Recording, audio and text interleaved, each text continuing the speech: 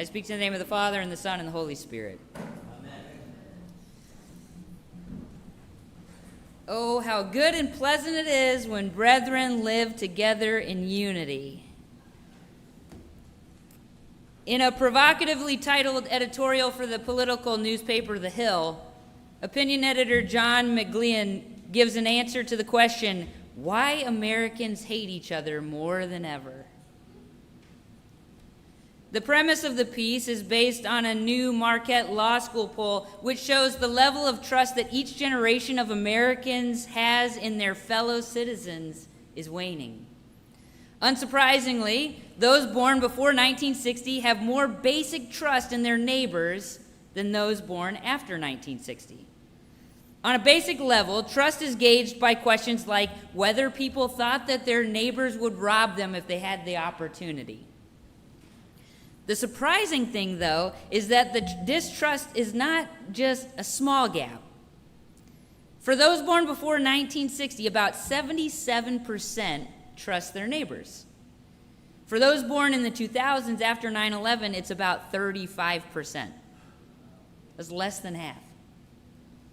35% have a general trust of their neighbors. Maybe less surprising is that the level of trust in neighbors has waned at the same time that religious affiliation has also waned, but maybe that's correlation and not causation. McGlean goes on to discuss a second research poll from the Pew Research Center, and this poll compared 25 countries on questions of morality. What is morally acceptable? What is morally unacceptable? That poll suggested that 53% of Americans don't just see their fellow citizens as wrong about certain questions of morality, but that they see their fellow citizens are either morally or ethically bankrupt. And I have to say, if I were to answer that question myself, my answer about what I thought about Americans, whether they were moral and ethical, would probably depend on the day and what news had come out that day. Am I right? I wonder if that sentiment follows for you. We see in the news the building of huge AI data centers, which are an environmental nightmare, and I've actually seen two in person in the last 2 weeks. One is just up the interstate on I-71. If you're going towards the Proctor Center, that's where our family went to do family camp a couple weeks ago, and about halfway there, huge data center. It probably, to walk around it, would be about a mile. They're humongous.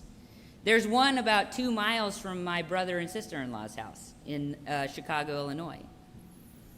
We see news about the Iran war. On again, off again, on again, off again. And we remember all the people who were convinced less than 2 years ago that our current president was here to get us out of forever wars.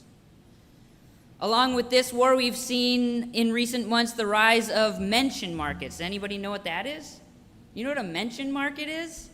You've probably seen commercials for it and didn't realize it. Companies like Kalshi and Polymarket, they take Americans' love for online gambling, and it takes it out of the realm of sports, and it allows people to bet on current events, or even words and phrases that dignitaries might use in a press conference. You can bet on it. You may remember a report from the beginning of the Iran war, maybe you didn't see it, where someone was making hundreds of thousands of dollars by placing bets that the president was going to announce a ceasefire that day in a press conference. Those bets were consistently made about 1 hour before the press conference happened. Coincidence? It turns out that it was the president's teleprompter operator. That came out this week. On NPR this week, I was listening to a segment about a 299-page report put out by scientists across the globe calling for an end to research in something called mirror cells. Have you heard of that? Well, did you know that all DNA in all life on the planet Earth is right-handed? It all spins right-handed. Did you know that? Apparently, the helix of DNA, it all twists to the right. And there are scientists who are trying to create a cell with DNA that twists to the left. They've already been able to create a few small protein molecules. They're like, maybe the medicine will last longer if the body has to break it down slower because the helix goes the wrong way. Now, this may sound benign. I see a lot of kind of bemused faces, but when you hear what scientists say about the possibility for accidental creation of bacteria cells or virus cells that have never existed in 5 billion years of the planet's history, and how that could affect plants and animals and humans, our own bodies, I don't know about you, but I tend to think maybe just because we can doesn't mean we should. Now, if you ask me whether I trust my fellow citizens after listing off a series of things like that, I think I would probably say, no, I don't trust my neighbors, and I don't think that they generally have any clue about moral or ethical rectitude, because they seem to just be letting these things happen, and they don't seem to care about it. And actually, this is the point that John McGlean goes on to make in his opinion piece. The fact that I would not trust my neighbor after hearing the news or seeing the effects of our current stage of almost unregulated capital markets is a moneymaker. Building distrust between us, fomenting our political enmities, encouraging our baser instincts, all of these things are creating vast amounts of wealth at our expense. And unlike Joseph, whose foresight in saving up grain for famine was shared with his brothers, was shared with the Egyptians, we don't have the sense that this vast amount of capital that is being hoarded away will be shared to support ordinary people if the worst times of crisis come. Am I right? You think Elon Musk with $1 trillion the next time a COVID thing, like an epidemic comes, you think he's just going to be like, let's just pour all that back so that we can feed our brothers and sisters? So the question becomes, what do we do about this distrust? Because it's tearing us apart on an ordinary level. Ordinary Americans being torn apart by this system that's building wealth off of our enmity. How do we get back to how good and pleasant it is when brethren live together in unity? Well, for me, there are 3 intertwining answers to this question. The first is we have to understand the root cause of distrust. The second is to double down on interpersonal relationships and community. And the third is to understand the importance of common story. What I notice in myself as I've been pondering our growing distrust in society is that what seems to be at the base of my distrust is a lack of control. I feel like everything's out of my control. Of the things that I have listed from the news this week, I noticed the common thread, that these are largely systemic issues over which I basically have no input. It often feels like even if we gathered more than 1 million people at the Lincoln Memorial in Washington, D.C. and professed a better dream for our common future, we still wouldn't be able to move the needle on things like starting wars or prediction markets or AI data centers, affordability, or immigration policy. And when I see these things happening, my gut instinct tells me that if it is happening, it must be because other people support it. Or in the case of AI, that people have just accepted it, like it's some sort of Kool-Aid. I feel some way that this means that my neighbors aren't to be trusted. But that's actually not the case. I don't think that's the case. These things are not supported by the majority of our fellow citizens. They are supported by vast amounts of wealth that use our distrust as an investment strategy. Instead of feeling isolated in my lack of control and capitulating to the system's desire that I hate and distrust my neighbor, or I stop thinking that I can have any impact, I need to move into the second solution. I need to double down on interpersonal relationships and community. Because you can't build trust with an amorphous, abstract concept. You can only build trust with people. If watching the news makes me feel less trusting of my fellow citizens, I find equally an opposite that being with people makes me feel better. Would you say that's right? Anytime I'm with people, especially people I love, and even people that we're just sitting out here in the parking lot giving hot dogs to, it builds my trust in humanity. There are good things happening. There are good people. When I go to my kids' sporting events and see some of the culture turning from parents screaming at referees on the sidelines toward a sort of actual respect and supporting the players, the teams are all telling, like, don't coach your players, don't yell at the referee, just say supportive things to your player. And people are doing it. I feel a social contract of civility beginning to reemerge on the sidelines. Not perfectly, but slowly. When I engage in actual activities that bring me into personal contact with my neighbors, I remember the goodness that God created, the empathy and the compassion of my fellow human beings. Real people, not far-off systems, not an accumulation of dollars in ones and zeros on a computer screen. That is what changed Jesus' mind in our gospel lesson today. He finds himself in a land of non-Israelites, in Tyre and Sidon. He's in a place where the people are defined by their broad culture, by the religious systems that were in place at the time. And Jesus says, I was only sent to the lost sheep of the house of Israel.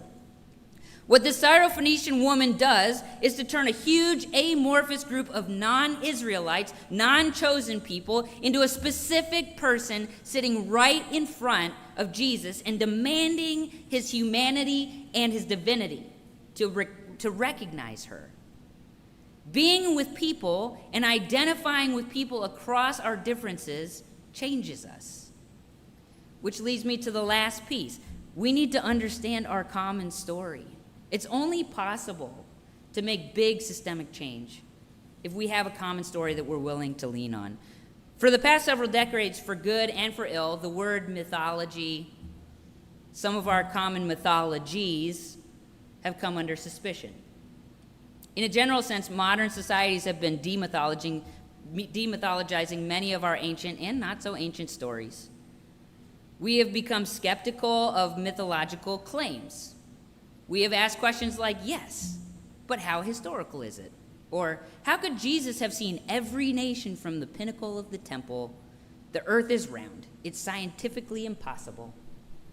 And so, some have doubled down on just demythologizing everything, all of our stories. Some have doubled down on mythology. They'll say Jesus was on the top of the temple, and the reason he could see every single nation is because the earth is flat.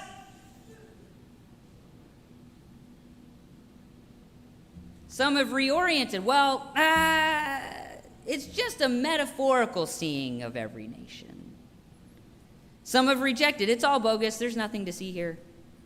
Similarly, in our own American mythology, we have to admit that even though much of the dismantling has been important and necessary, like taking down statues of Confederate generals, form of mythology, uncovering the veil of colonialism and westward expansion, type of mythology, calling into question the narrative of a nation that was built on the labor of enslaved people and pretending that we were just prosperous because God loved us, mythology.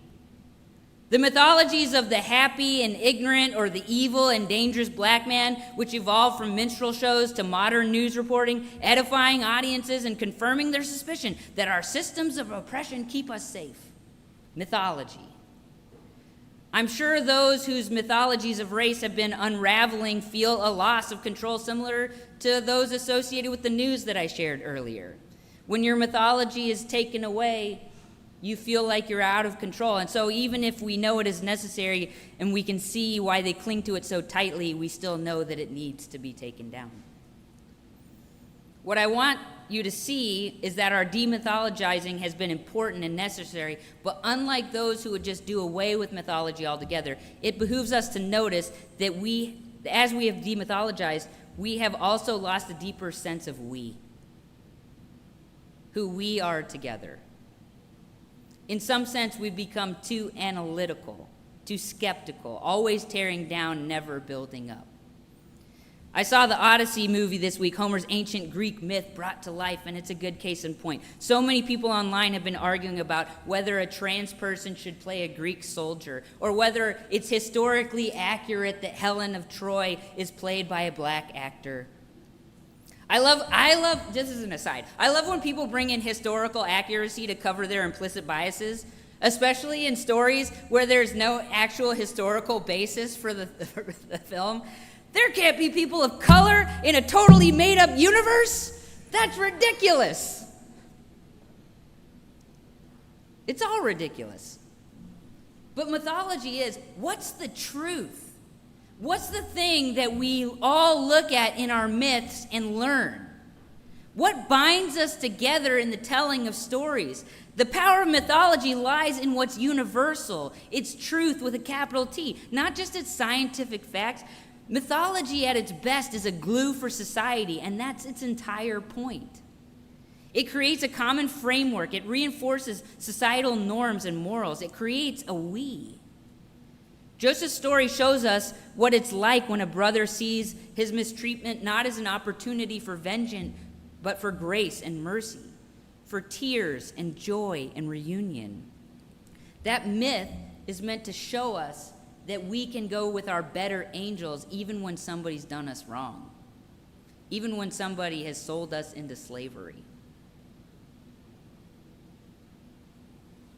The Syrophoenician woman comes and shows us that the Apostle Paul's ministry later cements in the Christian ethos. Jesus came to serve everybody, not just the house of Israel. If all are disobedient and God's grace extends to all, then to find common ground with those whom you distrust, those who seem morally and ethically opposed to you, is actually a part of God's plan.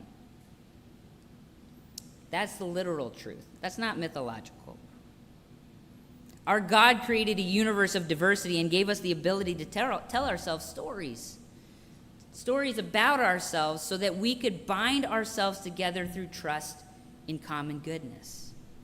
250 years into this grand experiment of brethren living in unity, being united in states across a continent, we need to ask ourselves whether we want to live into God's plan of unity and find a revised common mythology, a renewed moral and ethical framework, an interpersonal ethos that allows us to trust our neighbor and curb the endless and excessive runaway wealth gap.